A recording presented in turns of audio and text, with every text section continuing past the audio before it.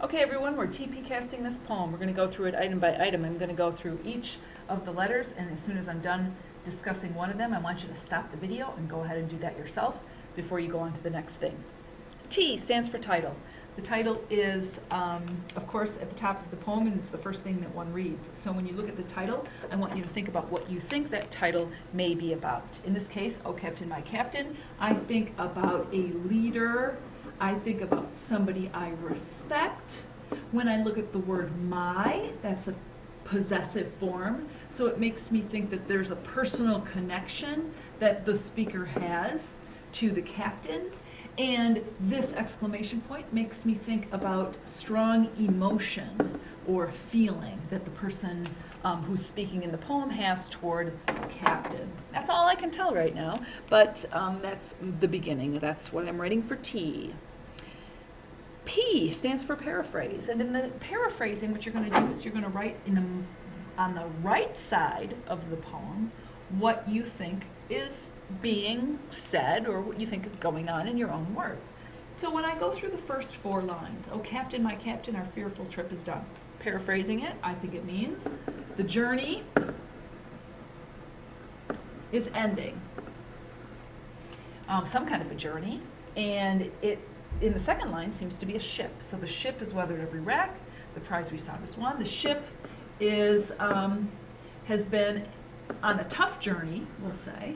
It's been a tough trip, but they have succeeded. They have successfully accomplished what it is they needed to accomplish.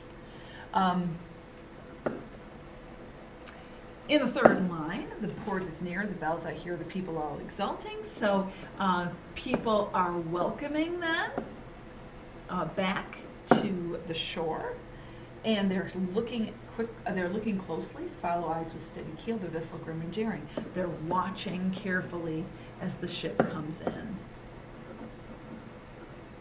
And the ship being grim and daring there, I think, suggests that the ship has been, it's gone through some tough storms again. So we'll say storms, again, have been tough to weather. So you're going to go through the poem and go line by line and do the same thing. By the way, sometimes you can do this by combining things together. So when I look at the next 4 lines, these 4 lines can probably be combined in my summary. Oh heart, heart, the bleeding drops of bread were on the deck, my captain lies fallen cold and dead. Here I think we can just see that the captain is dying on the deck of the ship as the ship returns. And of course, this oh heart, heart suggests that the speaker feels pretty badly about that. That's the paraphrasing part. You're going to go through on each section and do just that in the right margins of the poem. The C is the third thing we do. It stands for connotation. Everything having to do with C really is all about word choice. Why do we choose the words that we do? These are the tools of the trade in poetry. So why do we use cold, why do we say all over again? Well, probably because suggests, oh no, it's a tragedy, right? Something tragic going on. We have the repetition of words like captain and heart.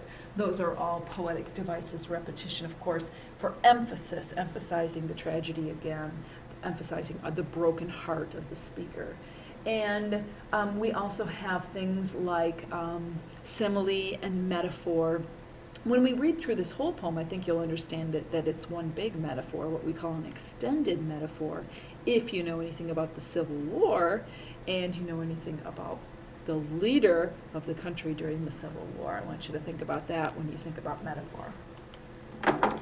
All right, so do that all the way through for connotation.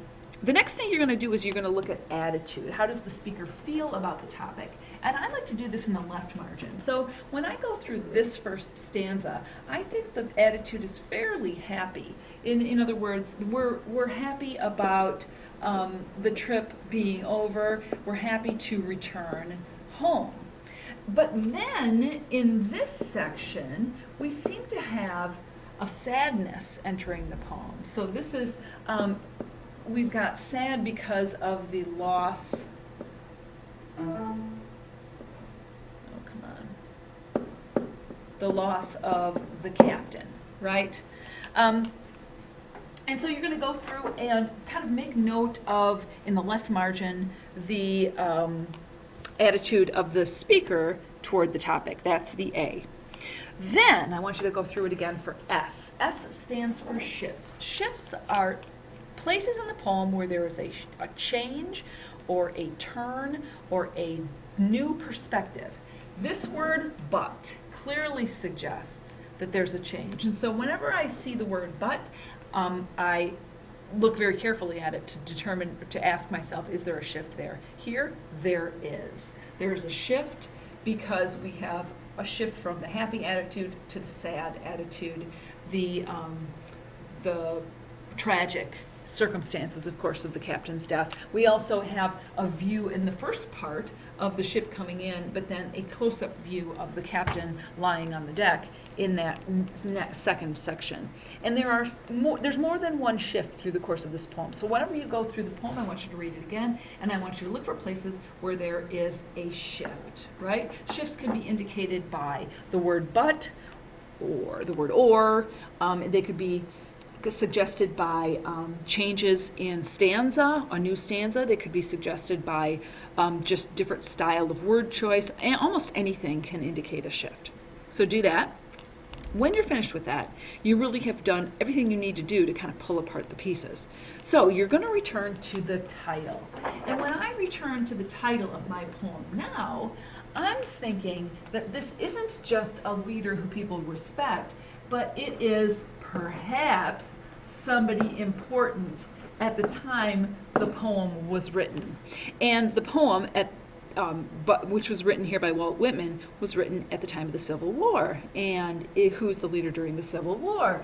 The leader, of course, is President Lincoln. And what, of course, happens to President Lincoln? He's assassinated. So when I look at the poem's title now, "Oh Captain, My Captain," means yes, they're, grieving the loss of the captain of a ship.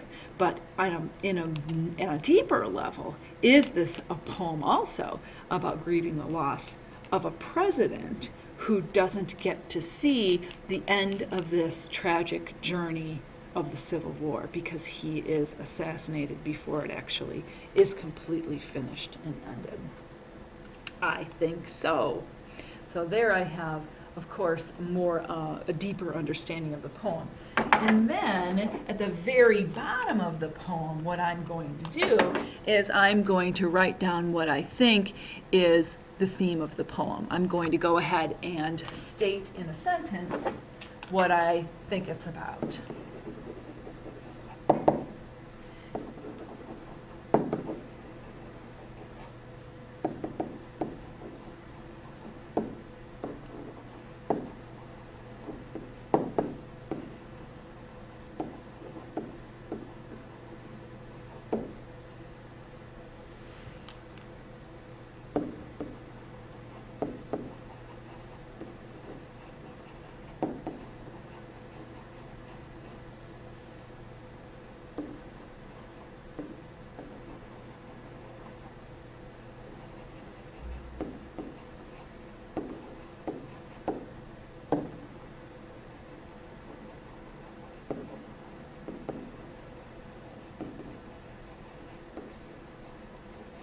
Aha.